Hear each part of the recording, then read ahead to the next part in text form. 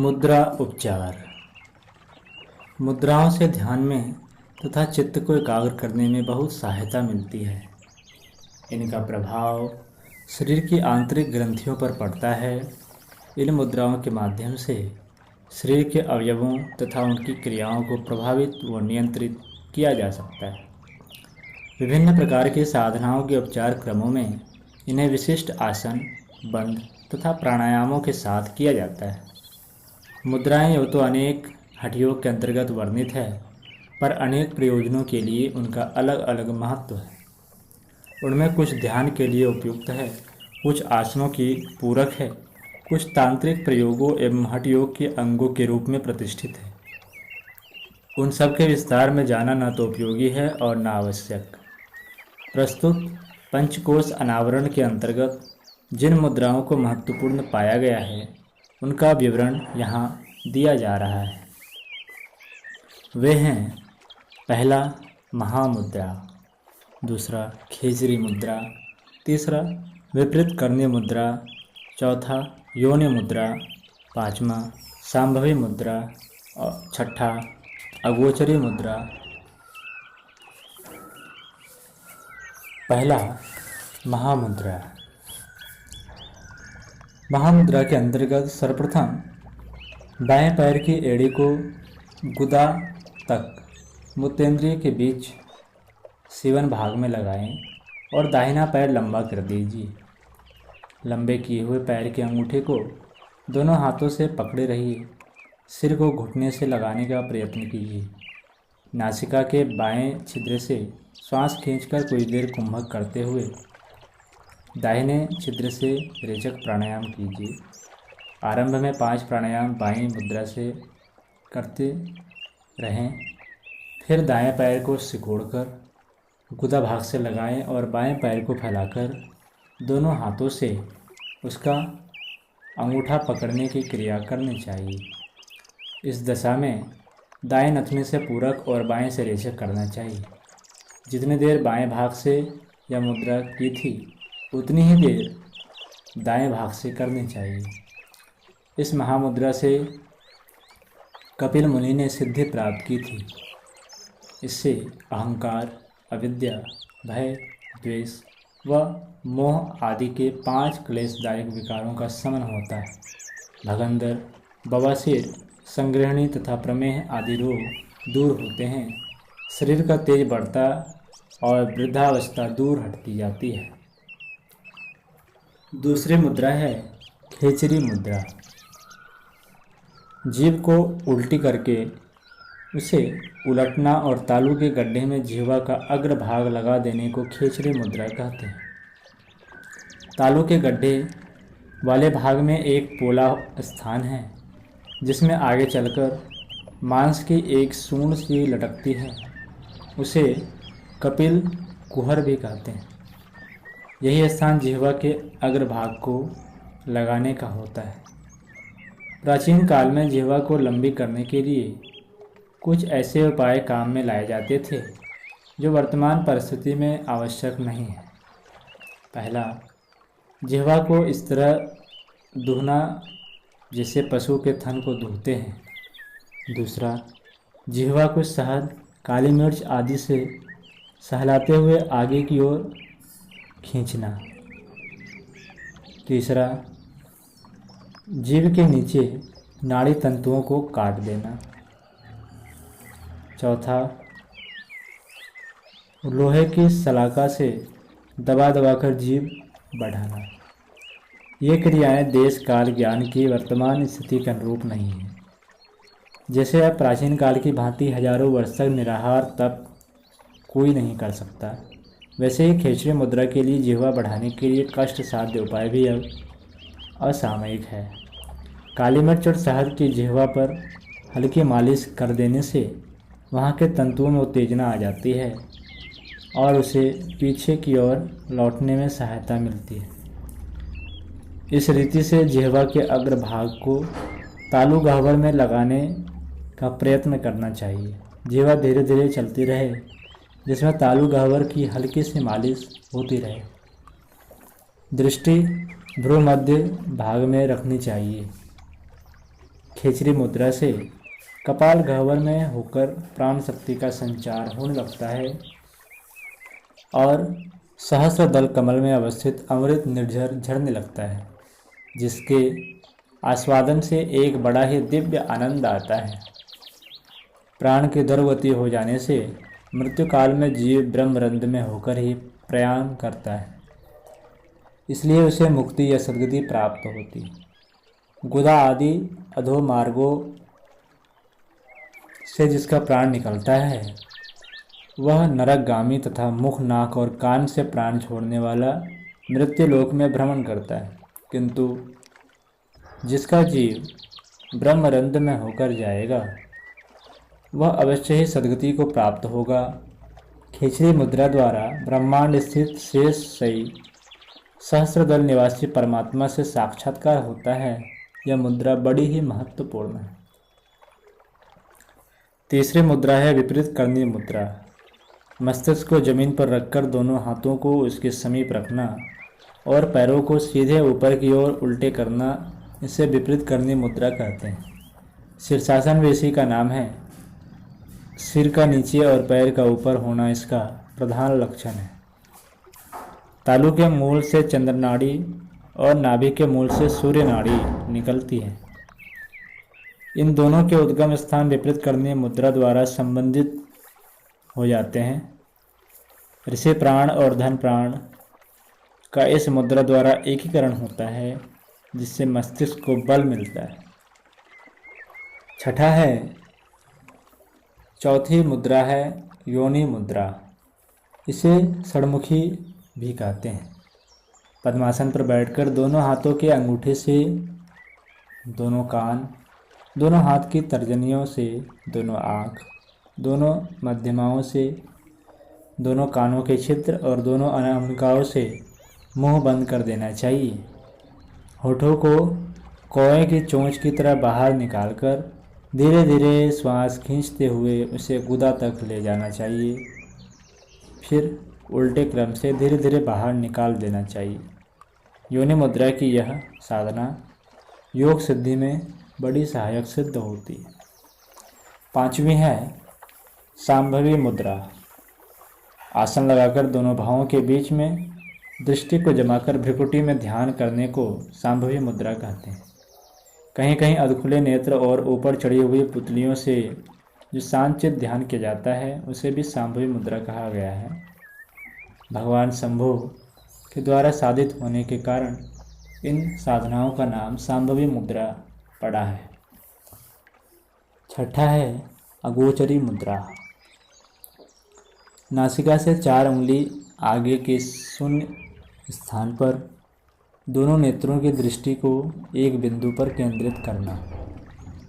इसके अतिरिक्त नभो मुद्रा, महाबंध शक्तिचालनी मुद्रा, ताड़गी, मांडवी अधोधारण, आंभसी, वैश्वानरी, वायवी, नमोधारणा, अश्विनी, पासनी, काकी, मातंगी, धुजांगिनी आदि 25 मुद्राओं का घरण संहिता में सविस्तार वर्णन है। ये सभी अनेक प्रयोजनों के लिए महत्वपूर्ण है।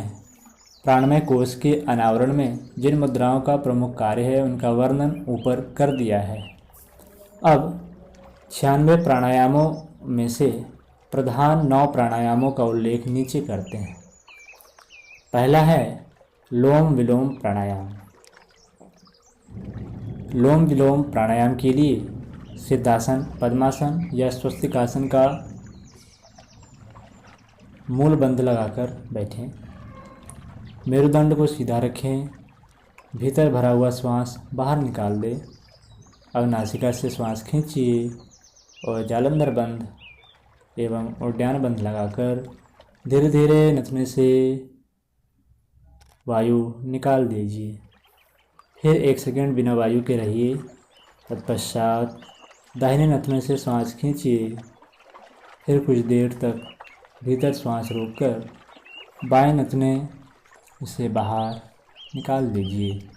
इस प्रकार 2 प्राणायाम हो जाते हैं।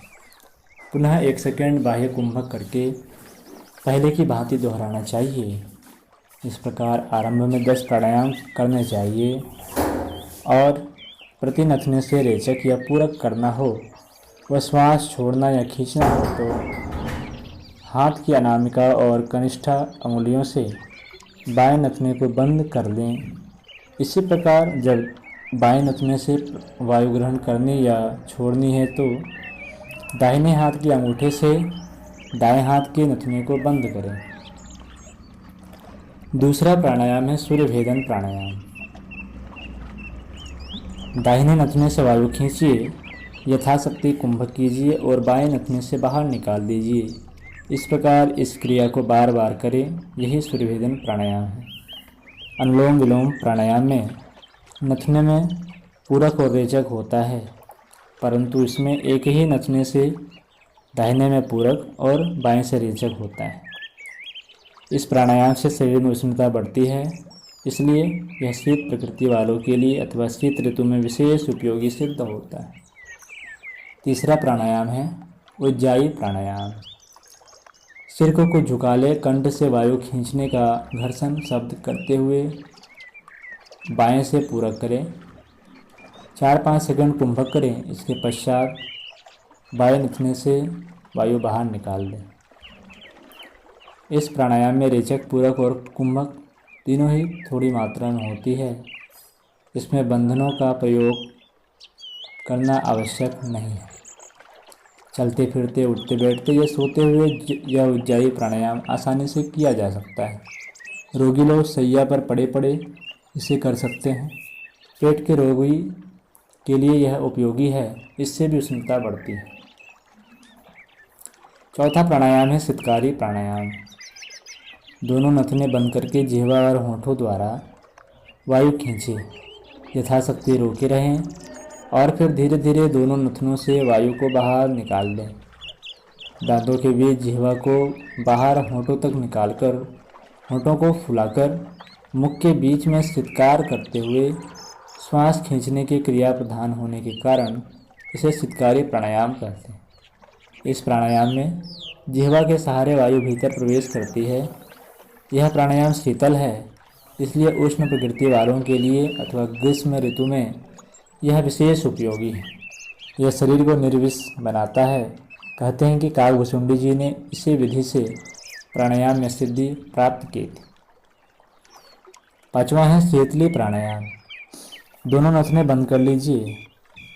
होठों को कौवे के चोंच की तरह बनाकर जिह्वा को उनमें से थोड़ा बाहर निकाल दीजिए। फिर मुख द्वारा धीरे धीरे वायु भीतर खींचिए, यथाशक्ति कुंभक करके दोनों नथने से धीरे धीरे बाहर निकाल दीजिए। ये शीतली प्राणायाम कहलाता है।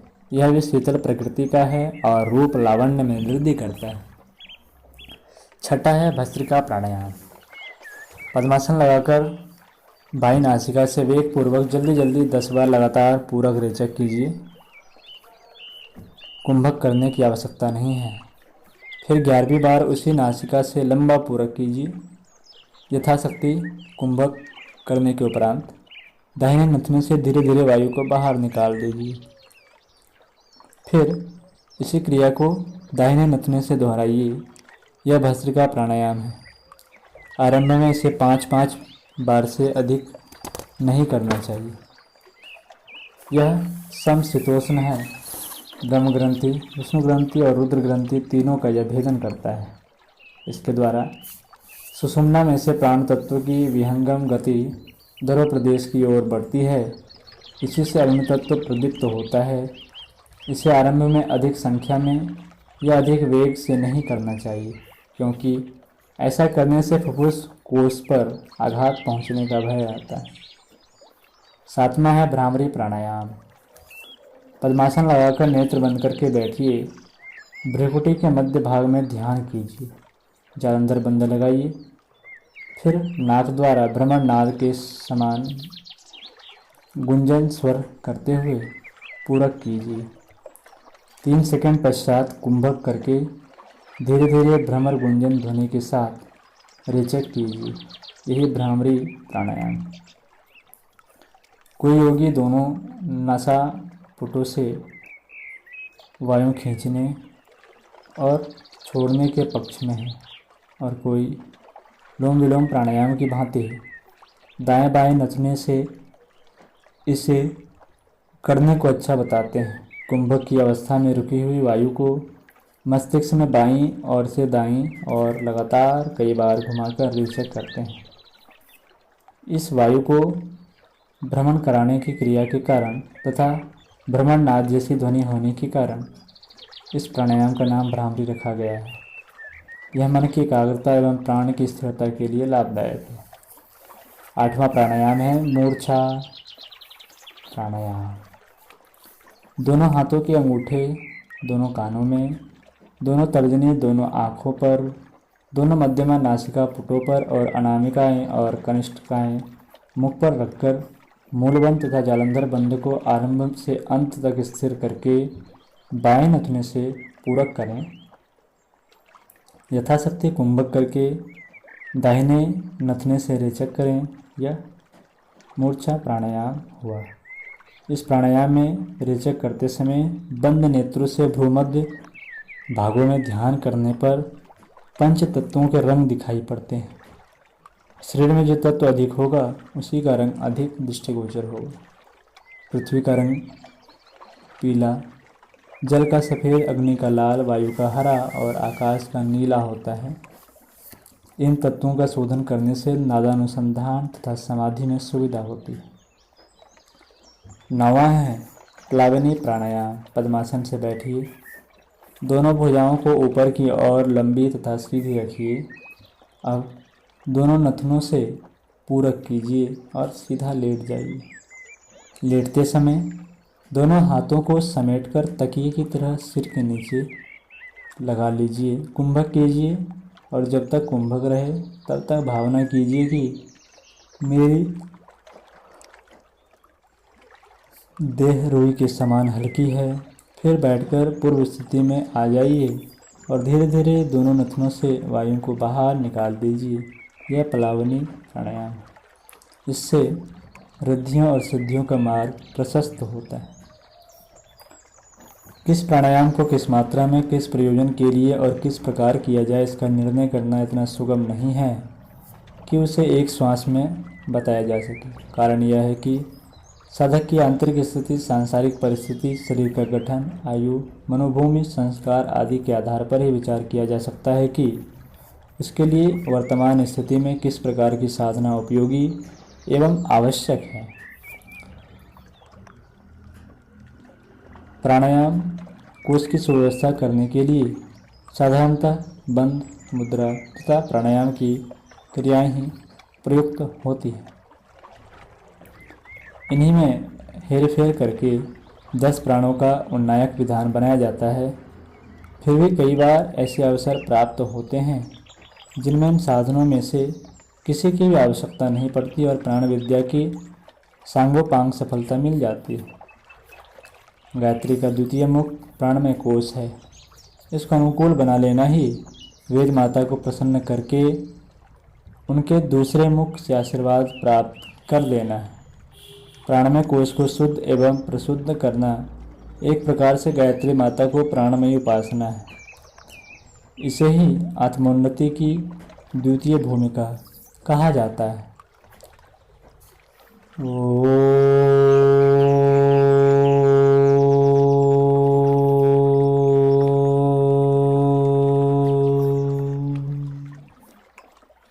शांति शांति शांति।